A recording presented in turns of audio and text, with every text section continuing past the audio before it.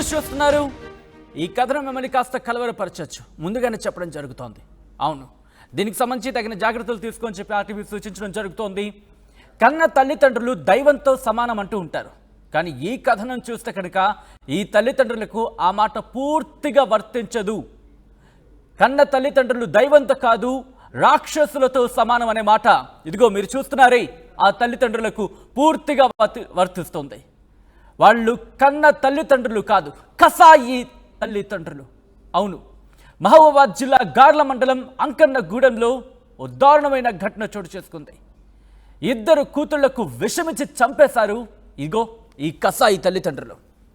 పాల డబ్బాలో విషం కలిపి తాగించేశారు ఈ దుర్మార్గులు. అయితే ఈ భార్యాభర్తను పట్టుకునేందుకు పోలీసులు ఇప్పుడు గాలింపు చర్యలు చేపట్టారు. చేసిందే నేరం అంటే, ఘోరం అంటే పైపెచ్చు పారిపోయారు.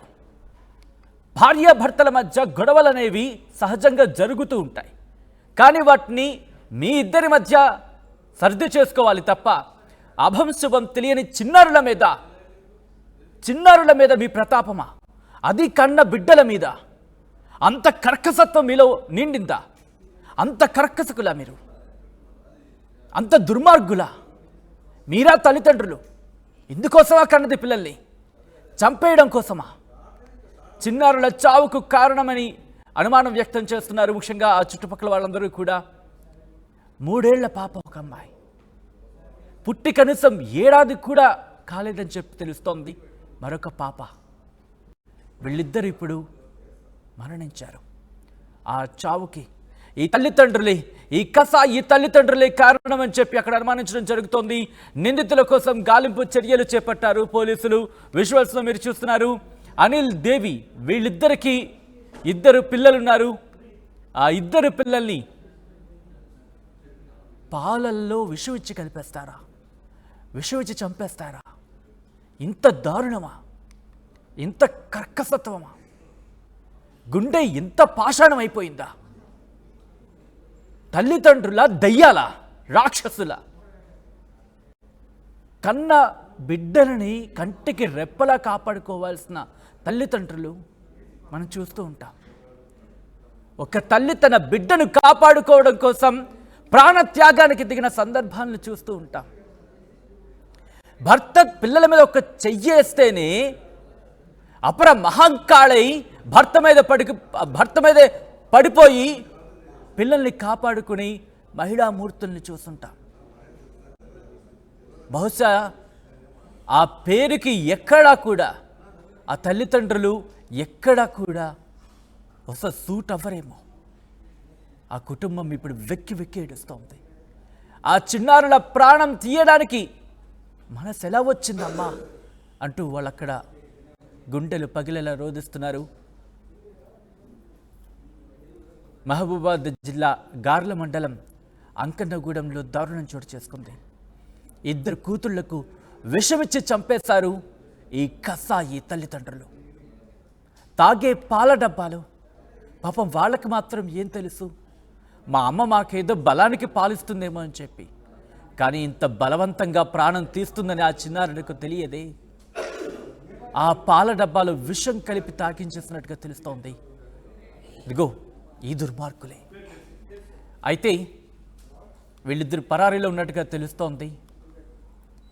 కారణం ఏదైనా కావచ్చు. భార్యాభర్తల మధ్య 1,00,000 గొడవలుంటాయి. అది మీరిద్దరూ కలిసి నిర్ణయం తీసుకోవాలి. లేకపోతే మీ మార్గాలు చూసుకొని విడిపోయి కూడా బతకచ్చు.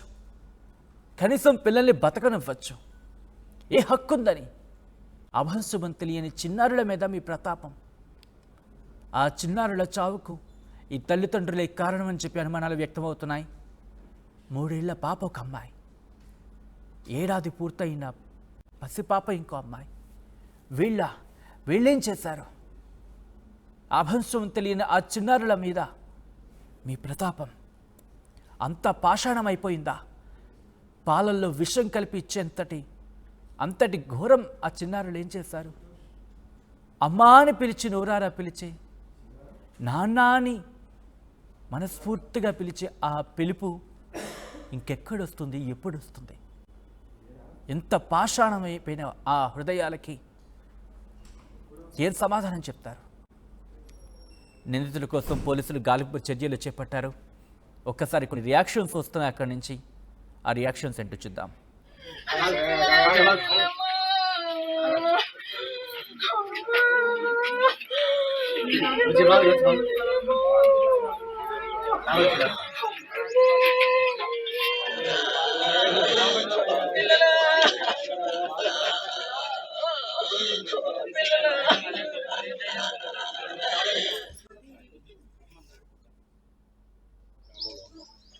ఈ గ్రామంలో Lohitha Jashwitha 3 years 1 year baby, అంటే అబౌట్ 1 year ఉండొచ్చు, 11 months అట పాపకి. ఫస్ట్ పాప అయితే 3 years.